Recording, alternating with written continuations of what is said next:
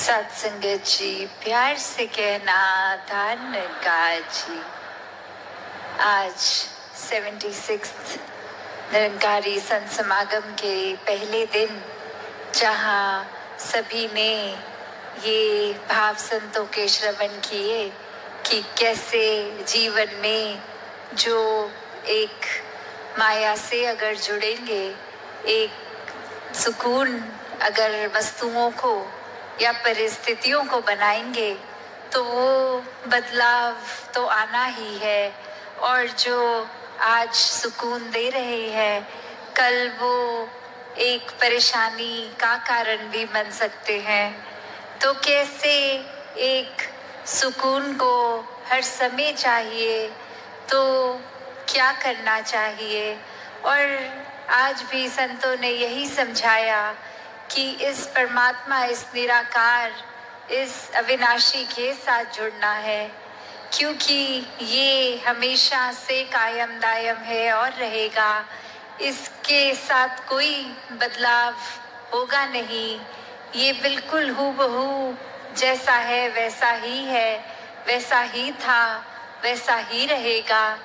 तो ये परमात्मा के साथ अगर हम अपना एक पहचान करके पहले फिर इसके साथ प्यार के बंधन में रहेंगे, एक इसको हर समय महसूस करते हुए, एहसास करते हुए रहेंगे, तो फिर ये जीवन वाकई ही कोई भी परिस्थिति का मोहताज नहीं है।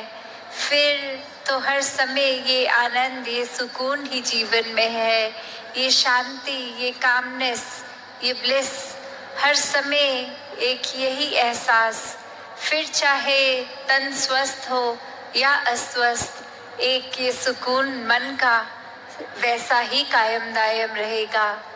तो ऐसा जीवन संतों ने समझाया है कि ऐसा जीवन जीना एक पॉसिबल है, हर एक के लिए ऐसा जीवन जीना है। तो कैसे इसको जिए, तो बात वही कि में रहें। और अब अगर आगे सोचें कि ये ब्रह्म ज्ञान भी जीवन में एहसास में भी रहने है कि ये शरीर मैं नहीं हूँ, ये आत्मा का असली रूप परमात्मा है। और शरीर ने तो अपनी यात्रा कुछ सालों में करके इसका एक विनाश हो जाना है। तो कैसे ये समर्पित जीवन जिया जाए जब तक जीवन है, परमात्मा को प्राप्त करके हर समय का सुकून मिल सकता है। वहाँ ये अवस्था समर्पण की वो भी होनी जरूरी है, वरना कहीं ना कहीं वो सुकून नजदीक तो आएगा पर छू नहीं पाएगा। वो एक हमारे अंदर घर नहीं करेगा। फिर एक सांसारिक उथल पुथल से मन विचलित हो जाएगा, मन व्याकुल हो जाएगा।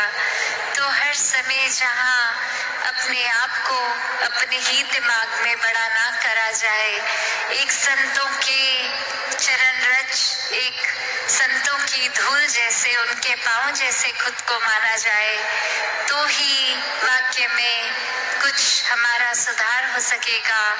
वरना तो वही बात कि जो अपने आप को बड़ा मानेगा वो वाक्य में बड़ा कैसे हो पाएगा। उससे तो अभी बहुत कुछ सीखना होगा। तो जितना ज्यादा समर्पण का भाव है मन में, उतना ज्यादा खुद ही को खोना है। तो इस तरह अपने आप को गवाते चले जाएंगे तो ही एक असल रूप में, इंसानियत में एक गिना जा सकेगा। तो मन के भावों को जहाँ इस रूहान के साथ, इस दातार के साथ, इस निराकार के साथ जोड़ा जाए, उतना ही एक जुड़ाव पक्का होता जाएगा, उतना ही मन में ये निराकार बसता जाएगा। और जितना निराकार मन में बसाएंगे उतना ही अपना सुधार होगा। और फिर वही बात जो उदासी अक्सर कहती है कि जब अपने आप का सुधार करके अपने मन को बदल लेंगे तो फिर एक ये बोलने की भी जरूरत नहीं है कि हम निरंकारी निरंकारी मिशन से जुड़े हैं, वो कर्म ही हमारा प्रचार है। तो इस तरह एक सुकून में जीवन जो हमें मिला है इस दातार से जुड़ के, वैसे ही पूरी दुनिया के हिस्से भी ये निराकार के जुड़ाव से ये मन का सुकून मिले।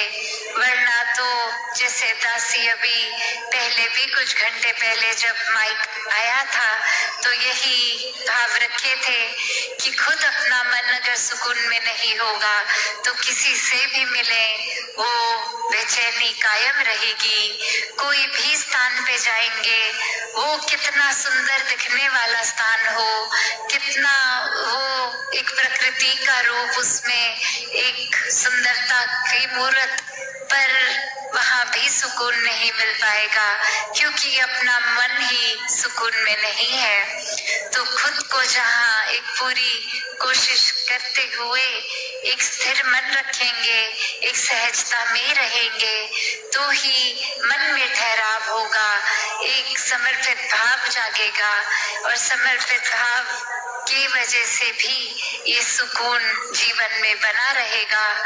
तो जब भी हम खुद को कुछ बड़ा माने तो वही ये सुकून खो देते हैं, क्योंकि फिर हमें अगर एहसास होता है कि हमसे बड़ा भी कोई है या फिर कोई हमने अपनी जमा पूंजी राशि से कोई सामग्री ली, कुछ और गाड़ी घर इत्यादि, तो जैसे ही किसी का अपने से बड़ा देखेंगे तो फिर मन में आकुल हो जाएगा।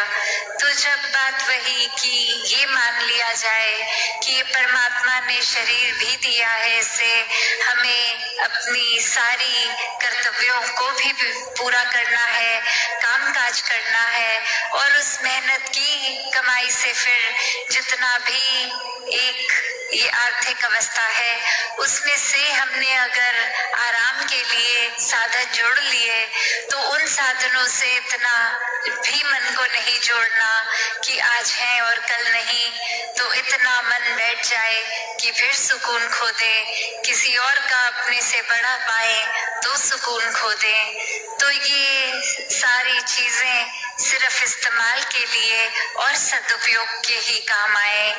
दातार हर एक पे कृपा करे कि सुकून जीवन में सबके भरा रहे, सेवा भाव, एक समर्पित मन, इस तरह का जीवन हर कोई जीता जाए। सत संगत जी, धन निरंकार जी।